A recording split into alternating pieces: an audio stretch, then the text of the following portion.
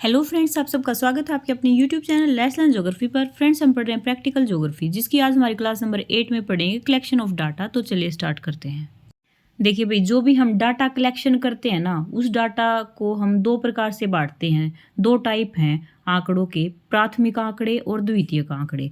जो प्राथमिक आंकड़े होते हैं उनमें क्या होता है कि कोई भी एक आदमी जाएगा फील्ड में, या फिर मतलब ज़्यादा है तो हम फील्ड में खुद जाके और आंकड़े इकट्ठा करते हैं। जो ये प्राथमिक आंकड़े होते हैं ना, ये कच्चे माल की तरह होते हैं और फिर इनके ऊपर अनेक तरह की जो विधियाँ होती हैं उनका यूज़ करके इनका एनालिसिस किया जाता है। ये कहलाते हैं प्राथमिक आंकड़े। फिर से देख लीजिए, जो प्राथमिक या प्राइमरी डाटा होता है ना, ये आंकड़े फील्ड में जाके खुद मनुष्य जाके खुद इकट्ठा करता है, जिसको नीड होती है वो। और ये कच्चे माल के जैसे होते हैं जिनके ऊपर अनेक विधियाँ लगा के उनका विश्लेषण किया जाता है। तो ये कहलाते हैं प्राथमिक आंकड़े। फिर है द्वितीयक आंकड़े। जो द्वितीयक आंकड़े या सेकेंडरी जो डाटा होता है, ये क्या होता है, ये आंकड़े पहले किसी अन्य व्यक्ति के द्वारा इकट्ठे किए जाते हैं। इन्हीं को किसी रिपोर्ट या फिर न्यूज़पेपर में प्रिंट कर दिया जाता है। फिर जो ये आंकड़े हैं इनका रीयूज़ किया जाता है। जो वो रीयूज़ है ना, वही है सेकेंडरी डाटा। ठीक है। जो प्राथमिक आंकड़े हैं किसी ने इकट्ठे करके और कहीं पे छाप दिए, प्रिंट कर दिए, वहाँ से हम उठा के उन आंकड़ों का फिर दोबारा से यूज़ करें तो ये कहलाता है सेकेंडरी डाटा।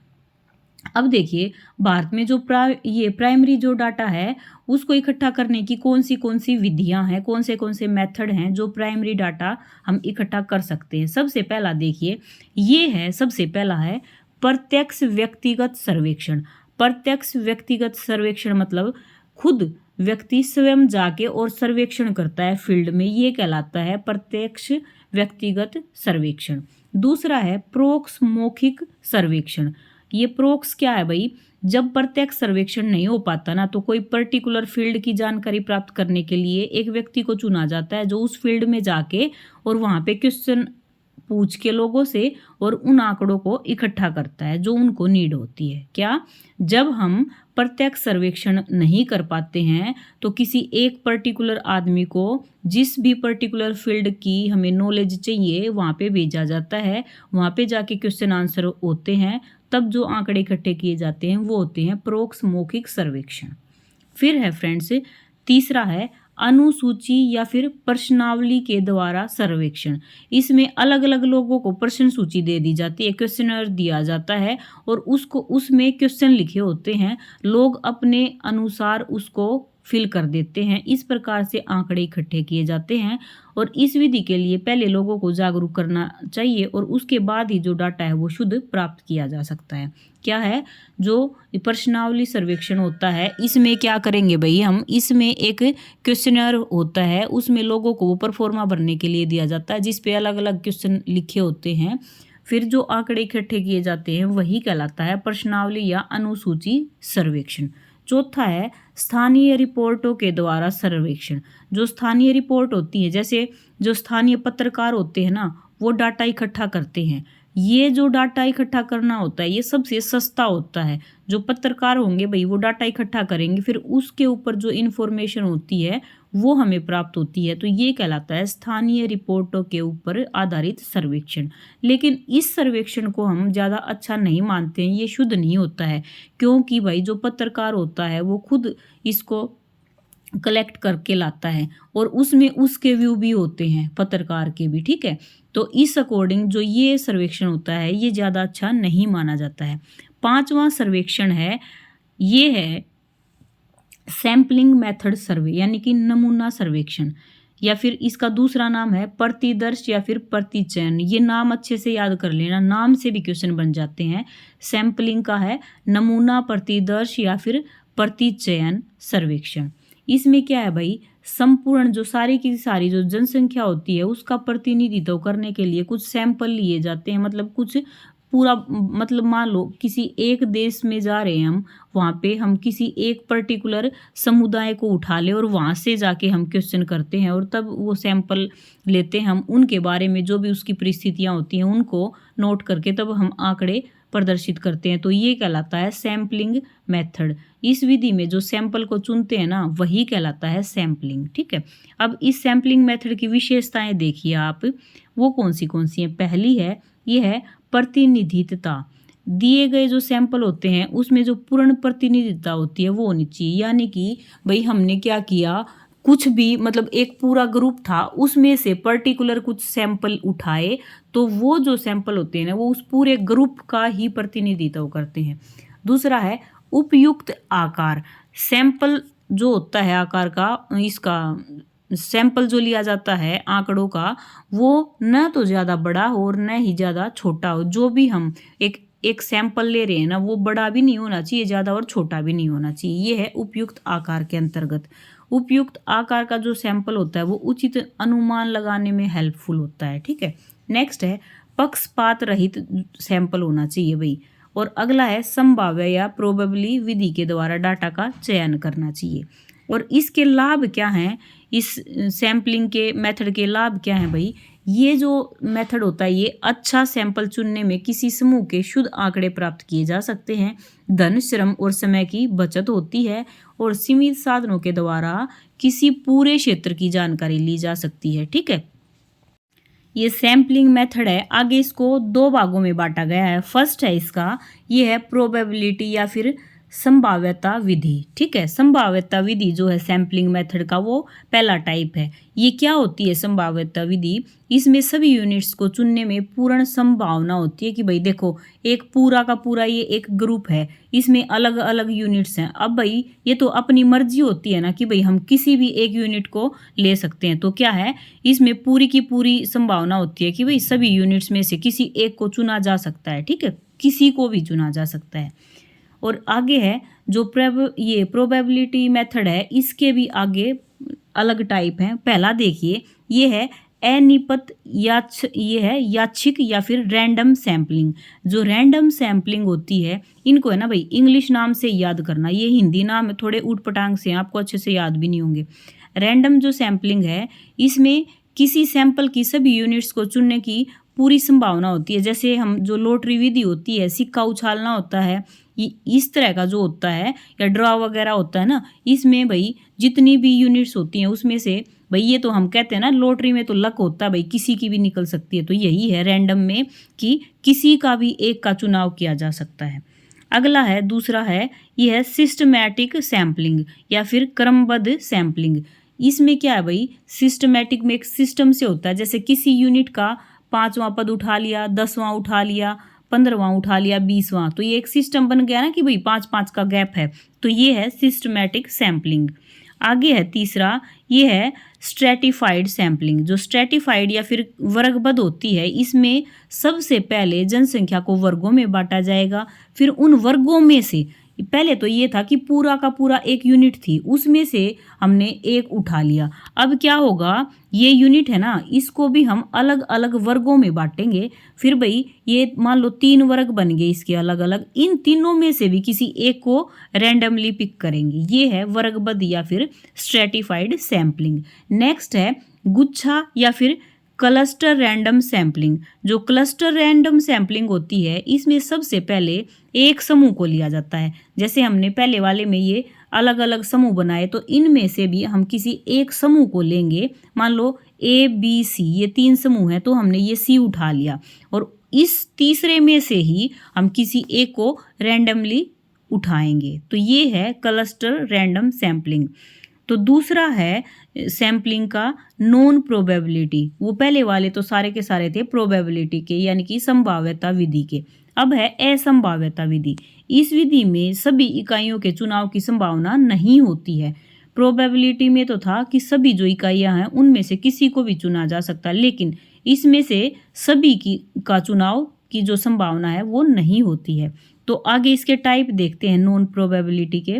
पहला है, ये है एक्सीडेंटल मेथड। जो एक्सीडेंटल मेथड है भाई, इसमें क्या होता है, इसको हिंदी में क्या कहते हैं, आकस्मिक प्रतिचयन विधि।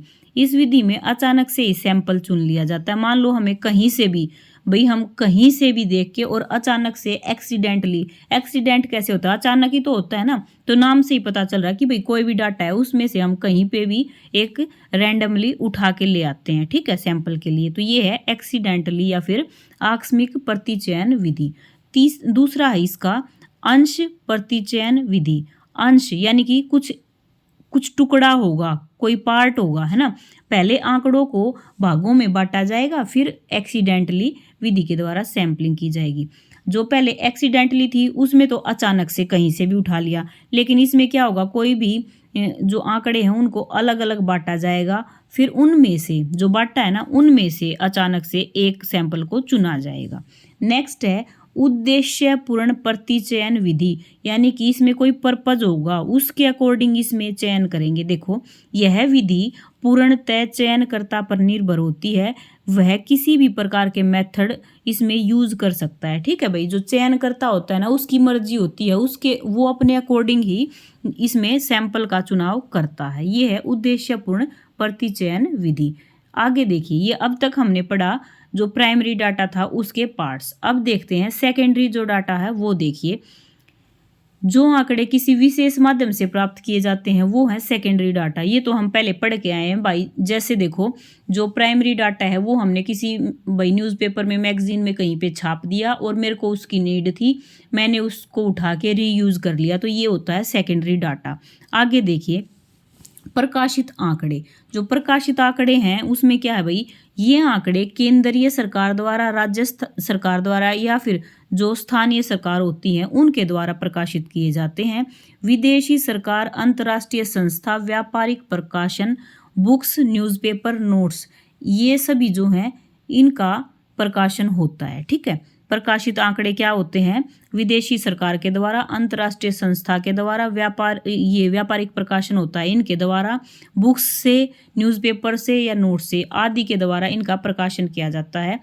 या फिर जो केंद्रीय सरकार होगी या फिर राज्य सरकार होगी, स्थानीय सरकारें होंगी, वो आंकड़ों को प्रकाशित करते हैं। ठीक है, अगला है अप्रकाशित आंकड़े। जो अप्रकाशित आंकड़े जो होते हैं वो कौन से होते हैं, ये आंकड़े प्रकाशित नहीं हो पाते हैं। जैसे पहले सरकारों ने अलग अलग व्यापारिक जो संस्थाएं थी वो कर रहे थे ना प्रकाशित आंकड़े, लेकिन जो अप्रकाशित होते हैं ना वो होते हैं जो प्रकाशित नहीं हो पाते हैं लेकिन उनका हम यूज़ कर सकते हैं, वो यूज़फुल होते हैं। कैसे, जैसे देखो, विद्यार्थियों के द्वारा किया जाने वाला जो सर्वेक्षण है भाई, हम उसको कहीं पे प्रकाशित नहीं करते हैं, तो ये क्या है, अप्रकाशित आंकड़े, लेकिन हम उसको यूज़ तो कर सकते हैं ना। अगला है किसी विशेष विषय पर जो रिसर्च की जाती है, जो भाई पीएचडी वगैरह कर रहे हैं, उन आंकड़ों को अगर हम प्रकाशित नहीं कर रहे हैं फिर भी वो हमारे पास अवेलेबल तो है ना, हम उसको यूज़ कर सकते हैं, तो ये हैं अप्रकाशित आंकड़े। आगे देखिए, राष्ट्रीय नमूना सर्वेक्षण। जो राष्ट्रीय नमूना सर्वेक्षण है इसमें विभाग जनांकीय सर्वेक्षण करके और आंकड़ों को पब्लिश करता है। क्या, जो विभाग होता है, जो नेशनल विभाग होगा, जो राष्ट्रीय विभाग होगा, वो जनांकीय सर्वेक्षण करेगा और जो आंकड़े हैं उनको पब्लिश करवा देगा, प्रकाशित करवा देगा। और एग्जाम्पल देखिए इसका, जैसे हर 10 साल में जो जनगणना होती है वो आती है राष्ट्रीय नमूना सर्वेक्षण के अंतर्गत। ऐसे ही जो जनसंख्या भूगोल के शोधकर्ता अपनी रिसर्च में जो डाटा होता है उसको इसमें यूज कर लेते हैं। ठीक है, आगे है अंतर्राष्ट्रीय प्रकाशन। वो तो था राष्ट्रीय प्रकाशन। अब देखिए, जो अंतर्राष्ट्रीय प्रकाशन होता है वो किसके द्वारा होता है, यूएनओ जो है वो करती है एक सेकंड रुकिए भाई, विभिन्न जो देश होते हैं उन देशों का डाटा कलेक्ट करता है और फिर उनकी तुलना और प्रकाशन करता है। कौन करता है अंतर्राष्ट्रीय प्रकाशन, यूएनओ। ठीक है, फिर है जनांकीय आंकड़े जो है उनको कौन प्रस्तुत करता है, उनको भी वही यूएनओ प्रस्तुत करता है। अब एग्जाम्पल देखिए इसका, विभिन्न देशों की जो जन्म दर होती है उसका डाटा और जो मृत्यु दर होती है उसका डाटा, जो भी लिटरेसी रेट होती है उसका डाटा, ये सारे के सारे जो आंकड़े होते हैं वो इकट्ठे करके और यूएनओ है वो प्रकाशित कर देता है। ये जो आंकड़े हैं ये कहलाते हैं अंतर्राष्ट्रीय प्रकाशन, यानी कि अलग अलग देशों के आंकड़े उठाएगा यूएनओ और उसको प्रकाशित कर देगा, पब्लिश कर देगा। यही है अंतर्राष्ट्रीय प्रकाशन। आगे देखिए, द्वितीयक आंकड़ों का प्रमुख स्रोत क्या है भाई, यूएनओ है। और जो यूएनओ है वो 2 पत्रिकाओं के द्वारा प्रकाशन करता है। पहली पत्रिका है वो कौन सी है, जनांकीय वार्षिक पत्रिका। जनांकीय वार्षिक पत्रिका जो है उसका प्रकाशन करता है यूएनओ। 1948 में ये पत्रिका शुरू की गई और इसमें किस चीज़ का प्रकाशन किया जाता है, जनसंख्या का घनत्व, जनसंख्या वृद्धि, मृत्यु दर, इन सब से रिलेटेड जो आंकड़े होते हैं वो जनांकीय वार्षिक पत्रिका के अंतर्गत प्रकाशित किए जाते हैं। आगे है फ्रेंड्स सांख्यिकी वार्षिक पत्रिका। जो सांख्यिकीय वार्षिक पत्रिका होती है इसमें राष्ट्रीय ऊर्जा, खाद्यान्न, उपभोग, शैक्षिक जो सुविधाएं होती हैं, रोजगार, श्रम, इनसे रिलेटेड जो डाटा होता है वो पब्लिश किया जाता है। किसमें? जो सांख्यिकीय जो वार्षिक पत्रिका होती है, इसको भी यूएनओ ही करता है। देखो भाई, हमने अभी पढ़ा ना कि जो यूएनओ है ये 2 तरह की पत्रिकाओं में डाटा पब्लिश करता है। पहली है जनांकीय वार्षिक पत्रिका, इसमें तो जनसंख्या से रिलेटेड आंकड़े होते हैं वो प्रकाशित किए जाते हैं। लेकिन जो सांख्यिकीय जो वार्षिक पत्रिका है ना, इसमें राष्ट्रीय ऊर्जा, खाद्यान्न, शैक्षिक सुविधाएं जो हैं, रोजगार है, श्रम है, इन सब का जो डाटा होता है वो पब्लिश किया जाता है अलग अलग देशों का। ठीक है, तो इस पत्रिका को भी यूएनओ ही पब्लिश करता है। इसमें अब मान लो अगर क्वेश्चन बने तो यहाँ से बनेगा कि भाई जो द्वितीयक आंकड़े हैं उसका प्रमुख स्रोत क्या है? उसका प्रमुख स्रोत है यूएनओ। अलग अलग आ जाए भाई, स्टेट है या फिर ये सेंटर है या फिर कोई एक देश है या फिर यूएनओ है, तो फिर ये चारों आगे ना, तो हमें किस पे फोकस करना है? यूएनओ ही टिक करके आना है। ठीक है, फिर आ जाए यूएनओ है जो वो 2 कौन सी पत्रिकाएं पब्लिश करता है। पहली है जनांकीय वार्षिक पत्रिका, दूसरी है सांख्यिकीय वार्षिक पत्रिका। ठीक है, फिर क्वेश्चन में ये भी आ सकता है जो जनांकीय वार्षिक पत्रिका है उसमें क्या क्या पब्लिश किया जाता है? तो जनसंख्या घनत्व, वृद्धि और जो मृत्यु दर होती है ये वाली। और ये कब शुरू की गई? ये 1948 में शुरू की गई थी यूएनओ के द्वारा। फिर सांख्यिकीय वार्षिक पत्रिका में पूछ ले तो भाई क्या क्या पब्लिश किया जाता है? कोई भी देश है उसकी राष्ट्रीय ऊर्जा, खाद्यान्न, उपभोग, रोजगार, श्रम का डाटा, सुविधाएं हैं जो शैक्षिक जो एजुकेशन से रिलेटेड वो वाला डाटा, ये सारे के सारे सांख्यिकीय वार्षिक पत्रिका में पब्लिश किए जाते हैं। हमने दोनों प्रकार के जो डाटा हैं वो पढ़े हैं, यानी कि प्राथमिक भी और द्वितीयक भी। प्राथमिक वे हैं जो फील्ड में जाके इकट्ठा किया जाता है, सेकेंडरी वो हैं जो कि हम किसी ने फील्ड में जाके इकट्ठा किया फिर उसको पब्लिश कर दिया गया, फिर हमने उसका रीयूज़ किया। फिर हमने पढ़ा भारत में जो प्राथमिक आंकड़े हैं वो अलग अलग विधियों से, जैसे प्रत्यक्ष विधि जो प्रत्यक्ष व्यक्तिगत सर्वेक्षण विधि है उसके द्वारा, परोक्ष मौखिक सर्वेक्षण के द्वारा, अनुसूचित या प्रश्नावली विधि के द्वारा, स्थानीय रिपोर्टों द्वारा सर्वेक्षण, नमूना सर्वेक्षण, इनसे प्राप्त किए जाते हैं प्राथमिक आंकड़े। फिर हमने पढ़ा जो सैम्पलिंग मेथड है उसके अलग अलग जो टाइप्स थे, जो प्रोबेबिलिटी था उसके अलग से 2 टाइप थे, जैसे ये रैंडम सैम्पलिंग, सिस्टमैटिक सैम्पलिंग, और जो ये स्ट्रेटिफाइड थी, क्लस्टर रैंडम सैम्पलिंग थी, ये पढ़ा। फिर प्रोबेबिलिटी का दूसरा था नॉन प्रोबेबिलिटी। इसमें हमने क्या पढ़ा भाई? हाँ, ये किसका था? रैंडम सैम्पलिंग का था ये नॉन प्रोबेबिलिटी भी। पहला था इसका प्रोबेबिलिटी, इसकी भी अलग विधियां थी, एक्सीडेंटल मेथड, और दूसरी थी ये अंश प्रतिचयन, उद्देश्यपूर्ण प्रतिचयन यानी कि प्रोपोजाइजर।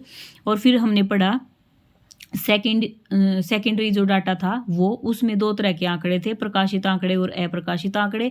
प्रकाशित आंकड़े तो जो भी सरकारें जो होती हैं, केंद्र की हो चाहे राज्य की हो या फिर स्थानीय हो, वो प्रकाशित करती हैं, वो है प्रकाशित आंकड़े। और जो अप्रकाशित आंकड़े हैं वो होते हैं जो कभी भी प्रकाशित नहीं किए गए, जैसे जो स्टूडेंट्स होते हैं वो पीएचडी वगैरह रिसर्च वगैरह करते हैं वो प्रकाशित नहीं हो पाते। विद्यार्थी जो हैं वो उनके द्वारा जो सर्वेक्षण किया जाता है वो प्रकाशित नहीं हो पाता, ये हैं अप्रकाशित। फिर राष्ट्रीय नमूना सर्वेक्षण पढ़ा, इसमें वे विभाग जनांकी के सर्वेक्षण करके आंकड़े को जो पब्लिश कर देते हैं, ये राष्ट्रीय नमूना सर्वेक्षण। जैसे जनगणना होती है हर 10 साल में, ये राष्ट्रीय नमूना सर्वेक्षण का ही उदाहरण है। फिर हमने पढ़ा अंतर्राष्ट्रीय प्रकाशन। अंतर्राष्ट्रीय प्रकाशन जो किया जाता है वो यूएनओ के द्वारा किया जाता है, जिसमें अलग अलग राष्ट्रों का डाटा कलेक्ट करके और फिर उसको ये 2 मेन पत्रिकाएं हैं उनमें पब्लिश किया जाता है। पहली है जनांकीय वार्षिक पत्रिका जो कि 1948 में शुरू की गई, जिसमें जनसंख्या से रिलेटेड जो आंकड़े वो प्रकाशित किए जाते हैं। दूसरी है सांख्यिकीय वार्षिक पत्रिका, जिसमें जो ये राष्ट्रीय ऊर्जा होगी, श्रम, रोजगार और जो एजुकेशन से रिलेटेड जो भी सुविधाएं हैं उनको प्रकाशित किया जाता है। तो ये था हमारा डाटा से रिलेटेड टॉपिक। फ्रेंड्स, अगर आपको ये अच्छा लगा हो तो वीडियो को लाइक करना, शेयर करना, कमेंट और सब्सक्राइब करना। Friends, bye bye.